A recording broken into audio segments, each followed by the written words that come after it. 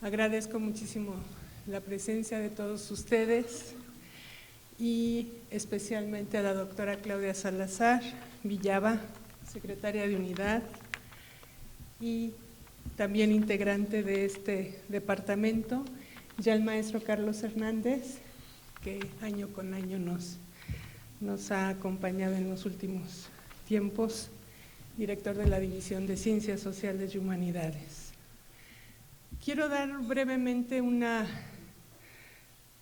idea acerca de los propósitos y de la estructura de este coloquio para pasar posteriormente a la inauguración de este evento. Uno de los propósitos que nos planteamos fue fortalecer este espacio para intercambiar las experiencias acerca de los avances de los trabajos de investigación de todos nosotros en el departamento.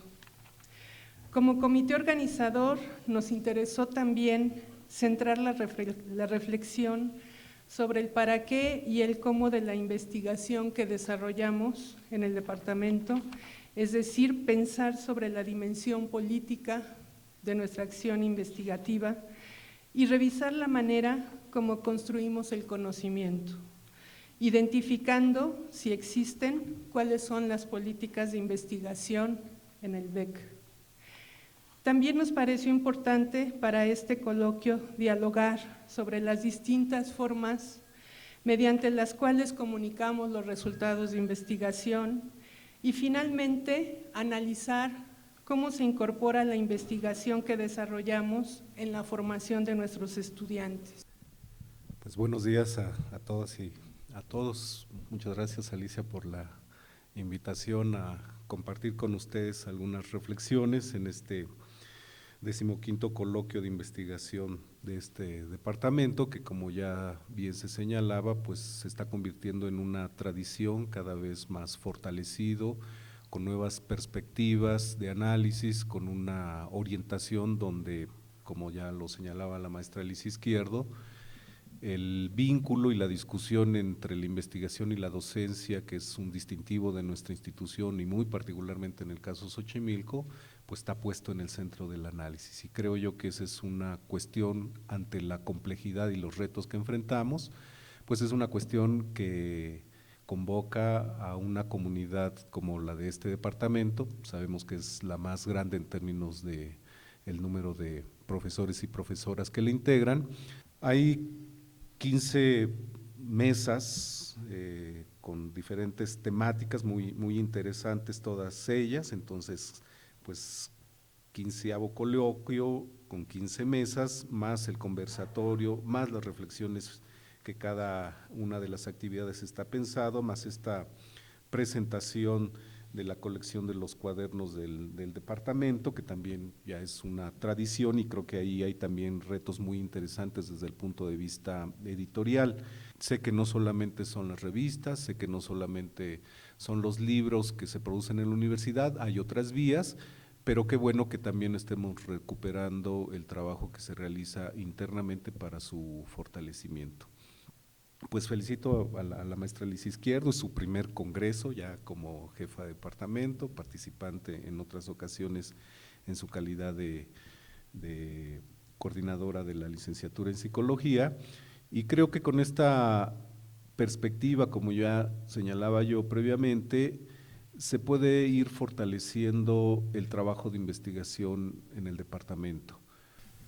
Pues muchas gracias, Carlos, y ahora le pasamos el micrófono a Claudia Salazar, a quien le pedimos que nos diga unas palabras. Buenos días a todos y me da muchísima alegría estar aquí porque la verdad sí extraño a mi departamento y extraño mis actividades académicas como no se imaginan.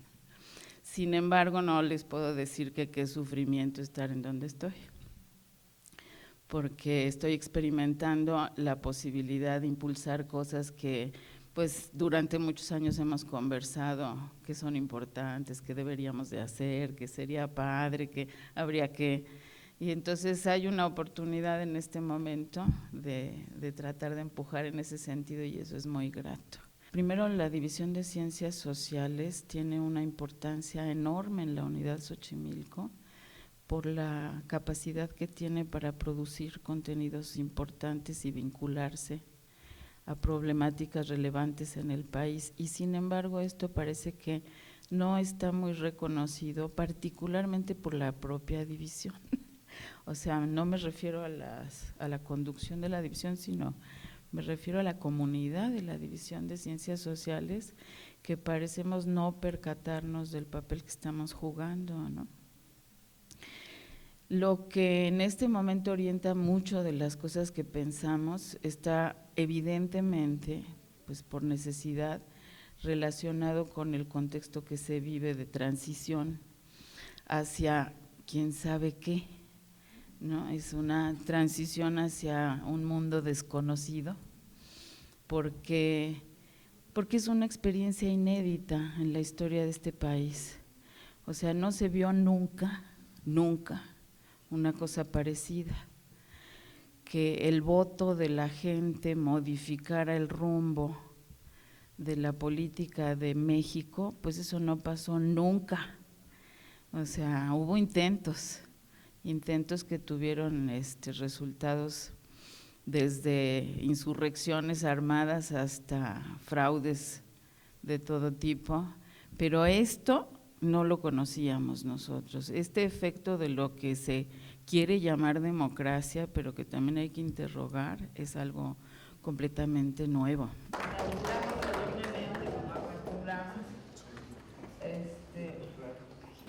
Siendo las 10 minutos del día 22 de noviembre de 2018, declaro inaugurado el coloquio Investigación y Sociedad de la Universidad frente a las demandas actuales, 15º coloquio del Departamento de Educación y Comunicación.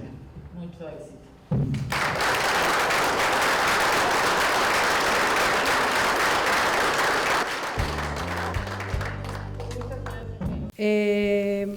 Más allá de ser ortodoxo con esto de los conversatorios, ellos dos ya han empezado a platicar desde hace unos días y propusieron que ellos querían seguir conversando aquí con ustedes. Muchas gracias.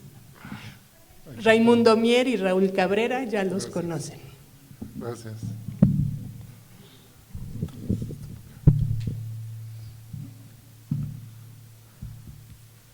Bueno, tampoco tengo mucha idea de qué es un conversatorio. Iniciamos una conversación el otro día y en ella estábamos tratando de ver por dónde podríamos caminar, digamos, en una reflexión que toque este tema propio de este coloquio, que tiene que ver con la investigación y la sociedad.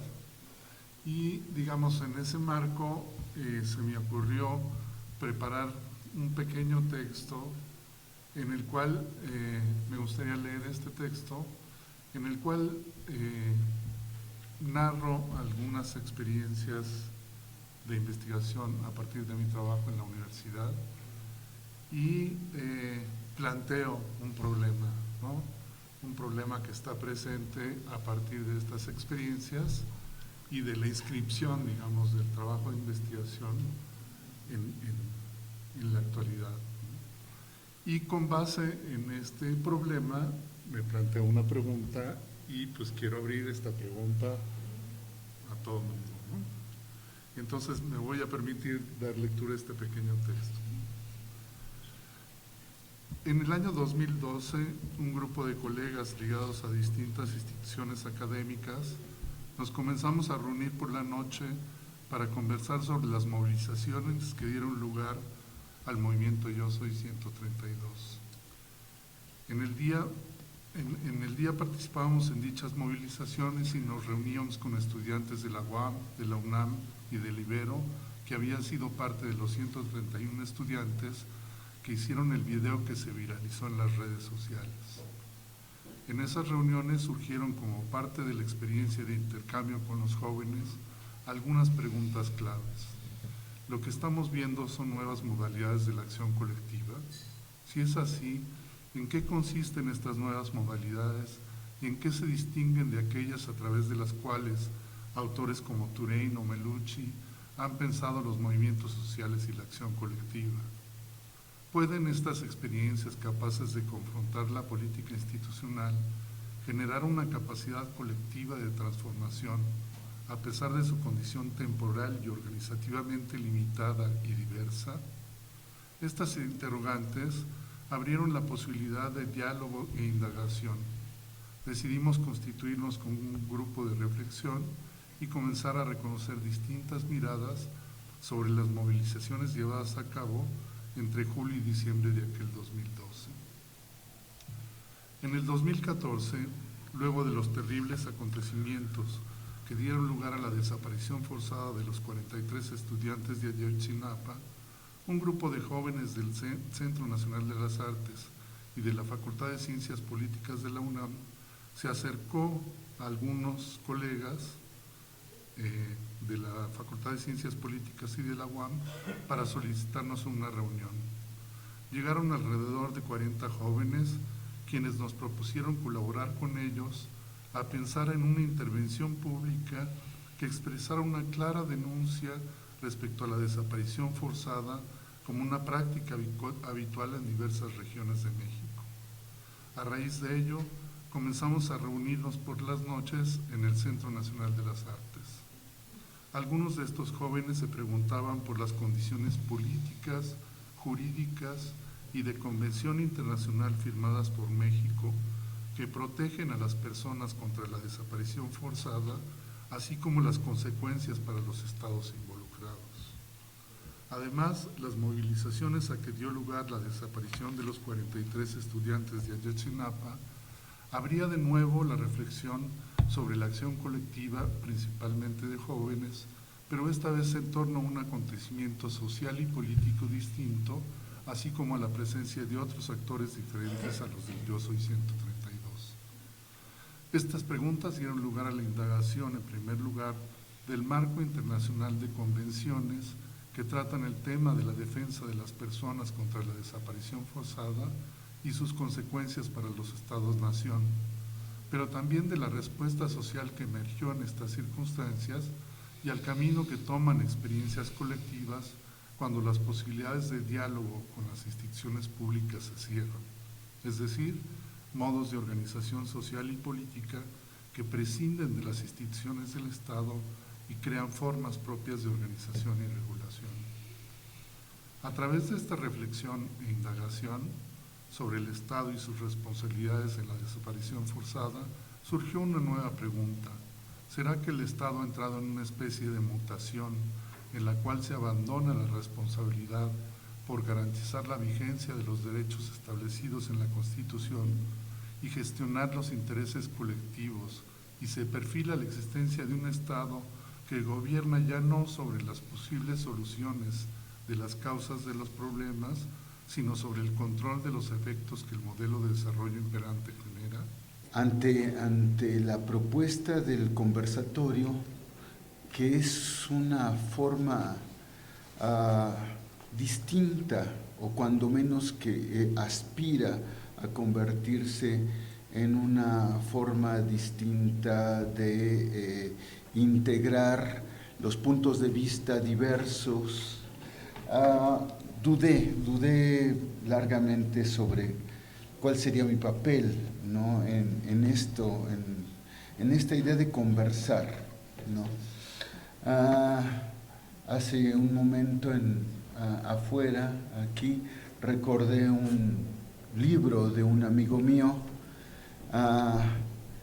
que se llama muy significativamente, él se llama Carlos Pereda, pero el libro se llama significativamente Conversar es humano.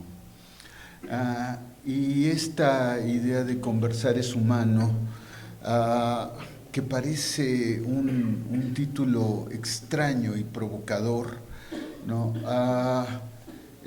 Plantea una transformación radical del punto de vista. Una y otra vez yo personalmente me he quejado amargamente de todo, pero en particular, ¿no?, de los formatos académicos que son modos particulares del soliloquio, ¿no? La gente en realidad llega, plantea sus puntos de vista, sus acercamientos, todo esto, y eso de conversar es una experiencia cada vez más extraña en el mundo académico, y sin embargo me parece que es la experiencia ética constitutiva de la creación de conocimiento. Una frase que me gusta mucho de un intelectual francés, de Georges Bataille, ¿no? Siempre aparece conmigo, ¿no? O sea, todo lo que sé, decía Georges Bataille, lo he tomado de otros. Todo lo que sé lo he tomado de otros. Y esta frase, que para mí es la síntesis de mi experiencia vital, ¿no? De mi experiencia de toda mi vida, o sea, yo podría refrendar literalmente todo lo que dice Bataille, ¿no? Es decir, todo lo que sé lo he tomado de otros. Y esto, en lugar de dar lugar a una conversación en el sentido pleno de la palabra, en el sentido de intercambio de experiencias, intercambio y síntesis de experiencias, ¿no? Se vuelve esta atomización, esta confrontación, esta visión desarticulada, esta imposibilidad de formular un proyecto.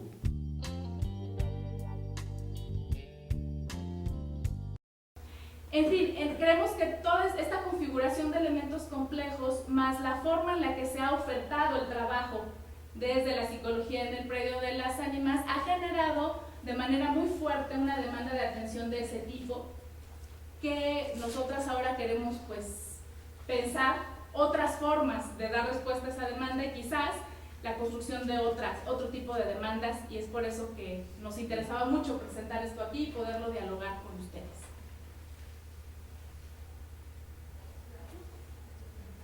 Bueno, para lo que hemos hecho hasta ahora, o hemos intentado, no vamos tan rápido como quisiéramos porque es todo un mundo, pero bueno, en la revisión documental hemos empezado pues, a ver el contexto de las violencias. Tuyohueco es un lugar muy complicado, ha estado en una zona que cada vez es más violenta, como todo en la ciudad.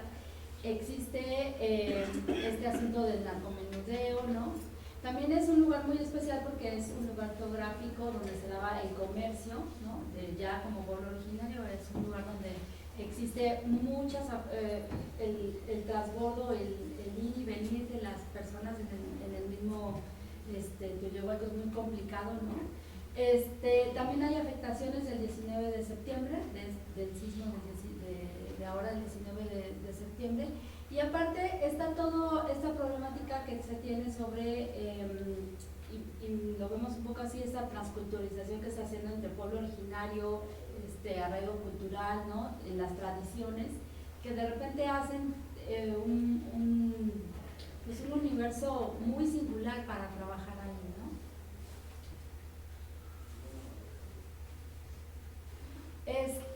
Y bueno, como ya lo decía Mariana, lo que nosotros hemos hecho, ¿no? Es primero como ir indagando cuál es el proyecto de servicio social que estaba hasta en las ánimas, cuál era principalmente cómo se estaba haciendo, qué se estaba haciendo ahí por los muchachos, ¿no? Fuimos a una visita de reconocimiento de las instalaciones para ver pues las posibilidades y empezamos a hacer una revisión de los reportes de servicio social, que creo que esto es importante porque los muchachos hicieron un esfuerzo, pero no se termina, o sea, no se cumplen como con todas las demandas, no hay una articulación en cuanto al mismo proyecto, ¿no? Y de repente pues se rebasan, pues, ¿no? Muchas de las situaciones que se presentan y los muchachos reportan que hay muchos problemas pues de agresividad, de conflictos escolares, de ansiedad, ¿no? Problemas de lenguaje, y lo que han hecho con mucho pues con todos sus recursos es como ir derivando, ¿no? Viendo dónde se les puede ir atendiendo a todas estas personas. Pero bueno, hasta ahí hemos como estado revisando cuál es cuál ha sido esta posibilidad de atención que han tenido desde la UAM en el predio de las Ánimas.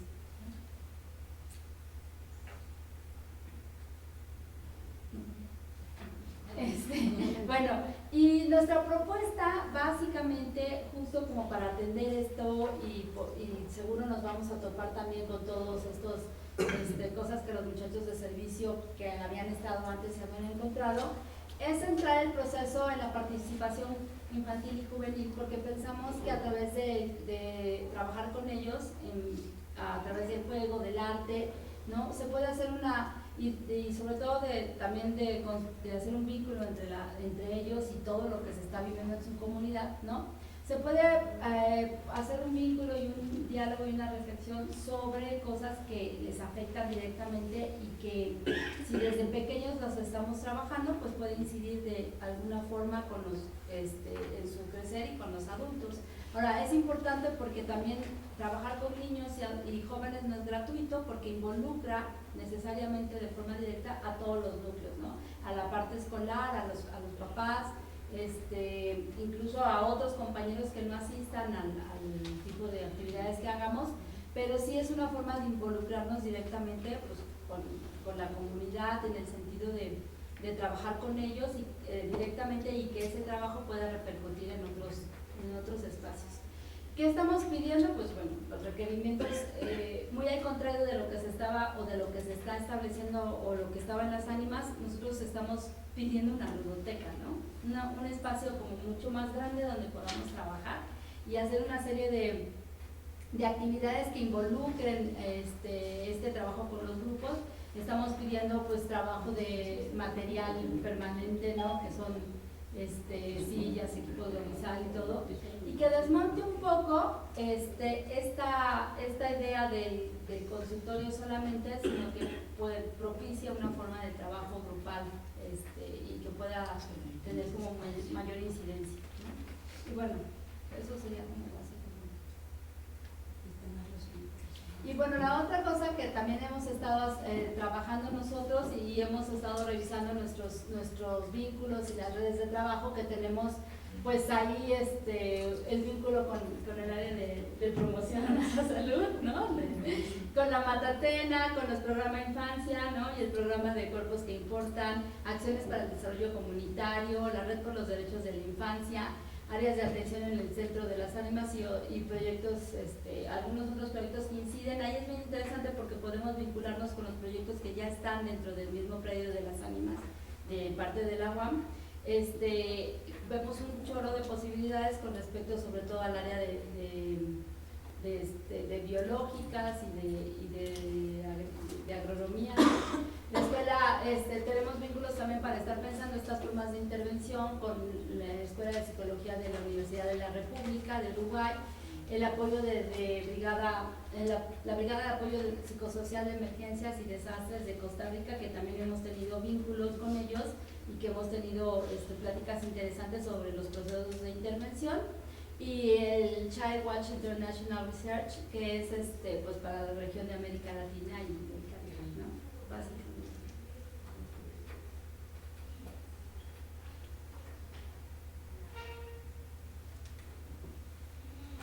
Bien, pues un poco eso es como la presentación de la presentación, ¿no?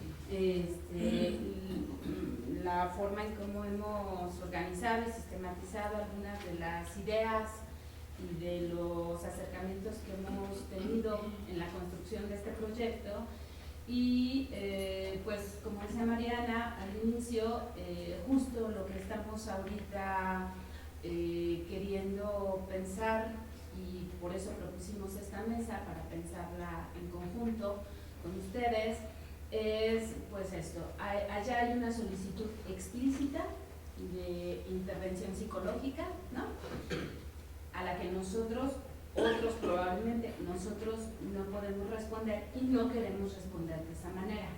Algunas de nosotros podrían hacerlo, pero nosotros no es el espíritu de la propuesta que estamos haciendo. Y entonces, bueno, hay una demanda explícita, entender entendemos que habrá entonces que hacer una especie de trabajo para deconstruir esa demanda o ofertar otras demandas, es decir, construir otras demandas. Decíamos, fuimos esa semana, el lunes estuvimos por allá, y pues desde la señora que cuida, el profesor de fútbol que atiende a un equipo de niños entre 4 y 12 años, el propio hoy coordinador del proyecto Las Ánimas, el ingeniero Doroteo Avendaño, pues todo el mundo está en esta idea de, aquí está el consultorio, se los ponemos bien bonito, hay mucha gente esperando, pero estamos en este ejercicio de pensar la demanda, la deconstrucción de la demanda o la reconstrucción, reformulación o reconfiguración de algún otro escenario, ¿no? Sí. Entonces, pues por ahí va también, Andrea, eso es un poco lo que queríamos presentar, queríamos comentar contigo, con todos.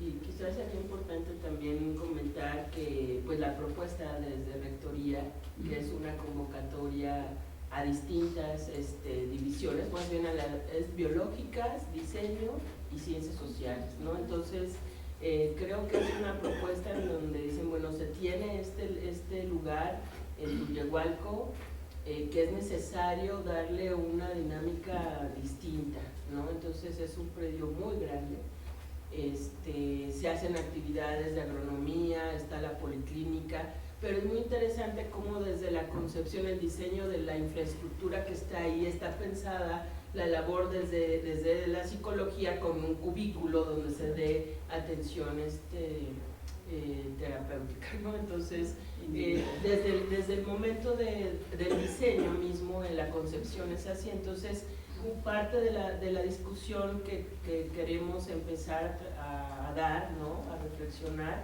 es cómo replantearnos esa demanda, ¿no? Entonces creemos que es un camino interesante para pensar nuestro hacer y nuestra propuesta, que no es solamente de psicología, involucra pues a Rectoría de Unidad y a las otras divisiones y carreras, ¿no? Entonces también la idea es vincular, por ejemplo, el trabajo con agronomía, ¿no? Entonces habíamos pensado en esta idea de trabajar temas que tienen que ver con medio ambiente, la relación de los niños con el contexto, etcétera. Entonces, bueno, por ahí van un poco las reflexiones. Bueno, creo que también sería interesante pensar en cómo la comunidad demanda esto de la atención psicológica para los niños y los jóvenes como una invitación, creo yo, a la universidad a ser parte de la comunidad. Y bueno, como comentaban Mariana Ibero, ¿no? Tullehualco es una delegación o una comunidad que está en una delegación límite, ¿no? Ahí la canalización misma que hacían los chicos de servicio social, pues podía no ser tan eficiente en términos de que hay que desplazarse a la ciudad, y eso en esa zona no es tan sencillo, ¿no? Entonces también un poco la idea y la intención es como promover un trabajo en la ciudad, pensando también lo que representa un predio de la universidad para la comunidad, ¿no? O sea, esta llave de entrada que presentan con los niños y los adolescentes es como una invitación también a activar ese espacio de la comunidad, ¿no? O sea, el lugar significa más de lo que aparentemente es, ¿no? Bueno, yo lo que quiero presentarles aquí es un proyecto de investigación. Son los primeros esbozos de un proyecto de investigación y bueno, la idea un poco es comentarlo con ustedes, de exponerlo ante ustedes, y quizá porque creo que exponiéndolo me voy a dar cuenta de cosas que no he podido ver y no he podido pensar, es decir, que me van a ayudar a aclararme una serie de cosas, y bueno, también aprovecho esa oportunidad y lo presento. Y al final, pensando en este esbozo de proyecto y en sus necesidades, cierro con algunas ideas relacionadas con una política de investigación. Bueno, empiezo con el proyecto. Pues un poco, ya de paso aprovecho, ¿no? Creo que tengo la sensación de que nadie conoce lo que yo hago. ¿no? Y me parece que este coloquio departamental es como una buena oportunidad para dar a conocer lo que uno está haciendo. Entonces, desde hace varios años, bastantes diría, me he dedicado a reflexionar alrededor de 4 conceptos estrechamente relacionados: ciencia, historia, nación y sujeto. Conceptos que nacieron prácticamente al mismo tiempo, pero que conforman un nudo difícil de desentrañar. Primero, en mi tesis doctoral, me acerqué a la medicina mexicana del siglo XIX para reflexionar en torno a la noción de anomalía y su vínculo con la identidad nacional. De ese proyecto salió un libro que se llama El monstruo, objeto imposible. Después, a partir de una pregunta por la madre del monstruo, de todos los monstruos, llegué a la histeria y con ella el discurso de la psiquiatría. Tomé la histeria como punto de partida y me pregunté por la diferencia sexual, la raza y la nación, y por la configuración del sujeto moderno. El libro Histeria e Historia es la culminación de ese proyecto que está ahorita en dictaminación. En ambos proyectos me propuse hacer algo que los historiadores no suelen hacer y que consiste en insertar la dimensión del presente en el relato histórico, en pensar las condiciones de producción del relato mismo. Lo más común, o quizá lo único posible dentro de la línea temporal del historicismo, lo más común pues es que los historiadores borren la dimensión del presente para que el pasado pueda existir en su verdad. Entonces lo que me propuse en estos trabajos es justo lo contrario: insertar la dimensión del presente en el relato a través de una pregunta por las condiciones de lo pensable, es decir, por las reglas específicas a partir de las cuales es posible escribir determinado relato. De lo que se trataba era de relacionar suceso y discurso y escribir simultáneamente en 2 registros temporales, el pasado y el presente. O sea, digamos que el reto de este último proyecto que ya terminó era cómo hacer para escribir dentro de 2 registros temporales. Uno, el registro del pasado, ¿no?, y el relato, y otro, el registro del presente, que es las condiciones de lo pensable, las reglas de la historiografía, ¿no? Si pienso en marcas teóricas, podría decir que en el primer proyecto, el de los monstruos, seguí de cerca a Foucault en un intento por romper la continuidad temporal de la historia, y me detuve así en las rupturas del discurso, buscando el modo de abrir una distancia entre imagen y palabra, entre el discurso médico y las prácticas clínicas. Entonces todo fue un trabajo como de intentar separar esos elementos: imagen y palabra, discurso y prácticas, ¿no? Creí que en ese choque entre concepto y método, entre explicación y mirada, el cuerpo del monstruo emergería. En el segundo proyecto, el de la histeria, me acerqué especialmente a Michel Desserteaux. Incluso puedo decir que el ejercicio de ese segundo proyecto consistió en vivir en carne propia la paradoja del discurso histórico, que puede hablar en nombre del pasado solo en la medida en que olvida las condiciones de su producción. Esto es, me propuse escribir bajo la tensión que cruza y separa las formas siempre inestables de lo acontecido y lo representado, lo sucedido, accesible por la huella de los documentos, y lo que es propio del presente del historiador y que constituye la condición de posibilidad del pasado. Pero es de un tercer proyecto que quiero hablarles, y en este me alejo del discurso médico, me alejo también del discurso psiquiátrico y me alejo al discurso de la historia natural. La historia natural, digamos, lo que fue antes de la biología, ¿no? Y que, bueno, es una gran discusión si sigue existiendo o no sigue existiendo, ¿no? Lo que quisiera pensar en términos generales es el vínculo que en nuestro país la modernidad construyó entre naturaleza, política e historia. La manera particular como en México se fue solidificando la dualidad naturaleza-cultura. Algunas de las preguntas que me formulo: ¿cómo se ha pensado la naturaleza en diferentes momentos de la historia? ¿Cómo en México se ha concebido la relación entre lo humano y lo animal? Digamos que la historia natural es el pretexto, o mejor, la plataforma a partir de la cual reflexiono en torno a la relación hombre-naturaleza y también en torno al papel que ha jugado la antropología para que la naturaleza y la cultura sean pensadas dicotómicamente. Aquí también, al igual que en los proyectos anteriores, me propongo reflexionar teóricamente desde un estudio de caso. Pero más que convertir el caso, o sea, el caso de la historia natural y específicamente del museo, más que convertirlo en un ejemplo o en una ilustración de aquello que la teoría sostiene, la idea es que desde la particularidad del caso surja la reflexión teórica. Y esto plantea necesariamente muchos problemas de orden metodológico y también de orden narrativo. La cuestión es que me aproximo al discurso de la historia natural desde el museo, ya que después de todo, el museo ha sido el sitio donde la historia natural se discute y se despliega. En otras palabras, la historia natural no puede desligarse de las prácticas de recolección y exhibición. De esta manera, partiendo de la idea de que el discurso enunciado por los naturalistas y el museo son dos ámbitos distintos y cada uno posee una lógica discursiva e institucional, un modo particular de entrecruzar conocimiento y poder, me pregunto cómo cada uno de estos espacios, el museo por un lado y el discurso, construyen y escenifican la separación entre realidades culturales y naturales. Algo que me interesa especialmente son los objetos, entre comillas, es decir, las plantas y los animales que el museo exhibió en sus diferentes etapas. Me interesa pensar el problema de la materialidad, de la visualidad, las articulaciones que son posibles de construir entre saberes y prácticas visuales, entre textos y objetos. Pero se trata de una pregunta teórica, pues ¿qué es el objeto? ¿Qué quiere decir esto de su materialidad? El objeto, diría Agamben, es aquello que precisamente no es posible asir porque está en los límites de la conciencia. Por más que la metodología afile sus cuchillos, dice Agamben, no puede disimular la conciencia de que el objeto que debía apresarse ha eludido finalmente el conocimiento. Esta es la paradoja del proyecto, que busca un objeto al que jamás podrá llegar. Además de la pregunta por la relación hombre-naturaleza y por los objetos del museo que el discurso de la historia natural suscita, hay una pregunta de fondo por el tiempo histórico, específicamente por lo colonial. Porque inevitablemente la historia natural está entrelazada con la colonización, pues su referencia ineludible, original, es el descubrimiento del nuevo mundo, entre comillas, y el asombro que los primeros conquistadores, y el asombro de los primeros conquistadores ante la particularidad de la naturaleza americana.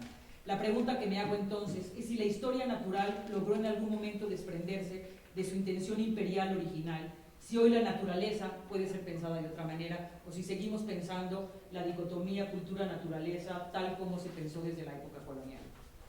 Se trata al final de una pregunta por el pasado, por saber no solo si el pasado realmente lo es, sino sobre todo si ese pasado está concluido o continúa vivo. Para ponerlo en palabras de Edward Said, lo que sostiene la invocación del pasado no es solo el desacuerdo acerca de lo que sucedió, acerca de lo que realmente fue pasado, sino la incertidumbre acerca de si el pasado realmente lo es, si está concluido o si continúa vivo, quizá bajo distintas formas. Me pregunto entonces si el museo, sea el Museo Nacional de finales del siglo XIX, el Museo del Chopo en el siglo XX o el actual Museo de Historia Natural de Chapultepec, puede desligarse de ese primer acto de asombro de los conquistadores ante la naturaleza americana y que representó el inicio de la posesión del imperio sobre sus dominios. Me pregunto asimismo, ¿cuál es el sesgo que la condición postcolonial le imprime a la forma de pensar aquí la relación entre el hombre y lo no humano? Bueno, este es un poco el esbozo en líneas generales del proyecto que quiero empezar, ¿no? Como pueden ver, la historia natural puede dispararse hacia múltiples direcciones. Los objetos y los animales, el tiempo y la nación, la ciencia y la raza como modelo ideológico. Pero la verdad, lo que me sucede en este momento es que antes de confinar todas esas inquietudes al marco de un proyecto, me gustaría hacer otra cosa y dedicar tiempo a vagar entre distintos problemas y perspectivas. Al respecto, Rodrigo Parrini escribió recientemente un texto que me pareció muy sugerente, en el que usa la noción de posetnografía. Parrini llama posetnografía a los procesos que se realizan luego de que un trabajo ha sido terminado y que se caracterizan por una diseminación del campo, por lo que es difícil decidir si se trata del fin de un proyecto o del comienzo de uno nuevo. La posetnografía sería como una suerte de entretiempo, de tránsito en el que uno se toma tiempo para observar el flujo de la historia, digámoslo así. Sería una especie de estrategia para situarse y descolocarse, para habitar un lugar y deshabitarlo. Pensando en ese deseo de vagar, por llamarlo de alguna manera, por hacer posetnografía en términos de Parrini, me preguntaba si existe un espacio institucional que permite ese vagabundeo. Pues, ¿cómo reglamentar y evaluar la producción que surge de ese tiempo de flujos y tránsitos? Es cierto que de una u otra manera en la legislación y universitaria cabe ese tiempo, digamos, si uno lee la legislación universitaria, todo cabe, ¿no? Por ejemplo, las áreas en la legislación universitaria, las áreas de investigación aparecen como espacios dinámicos, con objetivos finitos, resultado de los avances de investigación. Sin embargo, habría que pensar qué pasa operativamente con las áreas de investigación. Me parece que muchas veces los espacios son espacios estáticos y se mueven con mucha dificultad. Quizá ello se deba a lo engorroso que resultan los trámites que se requieren para inscribir un proyecto en la admisión, a los formatos que nos piden en la división que hay que llenar, donde tienes que poner hipótesis, ¿no? Y marco teórico, y te dan 3 hojas para poner tu marco teórico, en fin. Puede ser también que se deba a, bueno, pensemos también en el tiempo que lleva armar y desarmar un área, es decir, si queremos acabar con un área y formar otra, digamos, todo el trámite burocrático que hay que hacer al respecto. Bueno, yo el día de ayer ya coloqué el tema de la investigación, un poco el proceso que he seguido en la universidad en cuanto a trabajo de investigación, y al mismo tiempo este tipo de problemas que yo identifico como el establecimiento de una criba, ¿no?, que hace que el trabajo pase por la criba, y lo que va logrando es un proceso en el cual se individualiza, se parcializa, ¿no?, y se establecen ciertos criterios que definen el quehacer de la investigación, ¿no? Bueno, eso ya lo toqué ayer. Ahora que quisiera como meterme en el tipo de problema que ha representado mi trabajo actual de investigación, y sobre todo un problema metodológico, y de pronto no encontrar como la cabida en términos de disciplina, ¿no? O sea, cómo de pronto un proyecto de investigación me está llevando a recurrir a distintos aspectos metodológicos que provienen de disciplinas distintas, y no encuentra una ruta, y desde ahí entonces poder plantear un problema, ¿no?